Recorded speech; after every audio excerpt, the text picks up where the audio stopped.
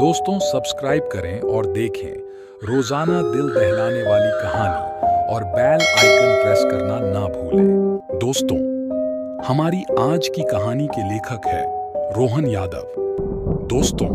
यह कहानी रोशन नाम के एक लड़के की है जो एक बहुत पुराने खंडहर में एक घायल जादूगरनी के चंगुल में फंस गया। उसके बाद वह वहां से कैसे निकला, इसको जानने के लिए हमारे साथ बने रहे। काले घने बादलों ने आसमान को घेर रखा था और सर्द हवाएं चल रही थी। गहरे घने बादलों के कारण शाम के समय भी अंधेरा सा छाया हुआ था। रोशन अपनी मोटरसाइकिल में सवार होकर फाटक पार करके कच्ची सड़क पर चला जा रहा था।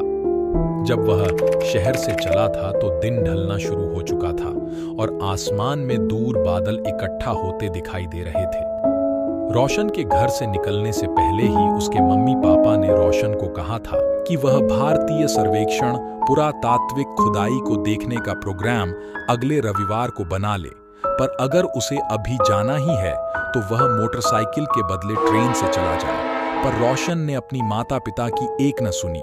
क्योंकि उसके रगों में अभी जवानी का खून था और रोशन को ऐसी जगह पर जाना बहुत ही बढ़िया लगता था, क्योंकि वह एक आर्कियोलॉजी स्टूडेंट था और इसलिए रोशन को प्राचीन और पुरानी जगह पर जाना बहुत ही अच्छा लगता था।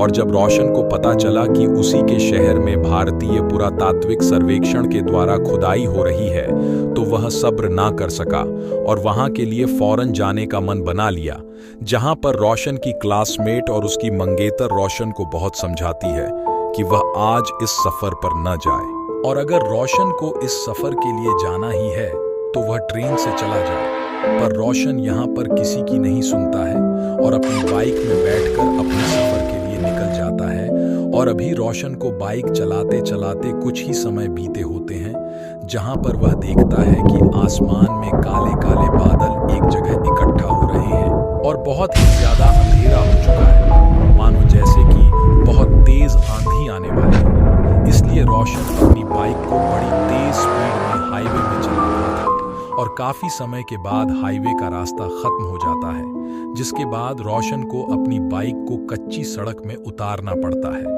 वहां की सड़क इतनी खराब होती है कि उसमें बाइक चलाना बहुत ही ज्यादा मुश्किल हो रहा था। इसलिए रोशन अपनी बाइक को धीरे धीरे चला रहा था और देखते ही देखते कुछ समय के बाद बारिश भी चालू हो गई, जिसके कारण न चाहते हुए भी रोशन को अपनी बाइक को उस कच्ची सड़क में बड़ी तेज स्पीड में चलानी पड़ी और काले बादलों के कारण आसपास का माहौल एकदम काले रात की तरह हो गया था, जिसके कारण आगे का रास्ता दिखना बंद हो गया था और बाइक की रोशनी से भी कुछ भी ज्यादा क्लियर नहीं दिख रहा था कि तभी आसमान में चमक रही बिजली के कारण रोशन को एक बहुत ही पुराना घर दिखता है, जहां पर रोशन सोचता है कि इस बारिश में भीगने से अच्छा है कि क्यों ना आज की रात इस घर में बीता लिया जाए। इसलिए रोशन फौरन अपनी गाड़ी को उस घर की तरफ मोड़ लेता है और अपनी बाइक को वहीं पार्क करके घर के अंदर चला जाता है, जहां पर बहुत अंधेरा होता है और कुछ भी क्लियर नहीं दिख रहा होता है। इसलिए रोशन सबसे पहले मोमबत्ती निकालकर जला लेता है और उस पुराने घर को देखने लगता है, जो कि देखने में एकदम खंडहर लग रहा था, मानो जैसे कि सालों से इस खंडहर वाले घर में कोई ना आया हो। धीरे धीरे रोशन उस घर के अंदर जाने लगता है, जहां पर रोशन को एक कमरा मिलता है जिसमें एक बेड भी लगा होता है। इसीलिए रोशन सबसे पहले मोमबत्ती को एक जगह में रखकर बेड को साफ करके उसमें लेट जाता है और कुछ ही देर में उसे गहरी नींद आ जाती है, जहां पर थोड़ी देर के बाद उसकी अचानक नींद खुल जाती है, मानो जैसे कि किसी ने उसे हिलाकर जगा दिया हो। इसके बाद रोशन अपने आसपास देखने लगता है, पर उसे कोई नहीं दिखता है। रोशन को लगता है कि नींद में होने के कारण उसे यह सब वहम आ रहा है। इसलिए रोशन दोबारा सोने के लिए जा रहा होता है कि तभी उसे बाहर दरवाजे की खटखटाहट की आवाज सुनाई देती है, जहां पर रोशन को शुरू में लगता है कि उसी की तरह कोई मुसाफिर यहां से गुजर रहा होगा, पर बारिश तेज होने के कारण यहां में आश्रय लेने के लिए आ गया है, जिसके कारण रोशन फौरन दरवाजा खोलने के लिए चला जाता है। और जब रोशन दरवाजा खोलता है तो उसे वहां पर कोई नहीं दिखता है, और इसलिए वह आसपास देखने लगता है, जिसके कारण रोशन बहुत हैरान होता है। उसे लगता है कि थकावट के कारण उसे अजीब अजीब से वहम आ रहे हैं। रोशन बहुत ही हिम्मत वाला था, इसलिए वह बिना डरे अपने रूम में सोने के लिए जा रहा होता है कि तभी उसे उस घर के दूसरे रूम से दरवाजे की खटखटाहट की आवाज आती है। तो उसे पता चलता है कि खटखटाहट की आवाज बाहर से नहीं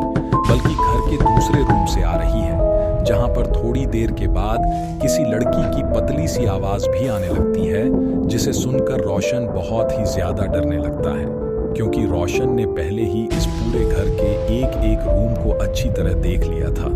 पर उसे उस घर में कोई भी इंसान नहीं मिला था। पर हैरानी की बात यह थी कि अब अचानक उस रूम में कौन आ गई थी।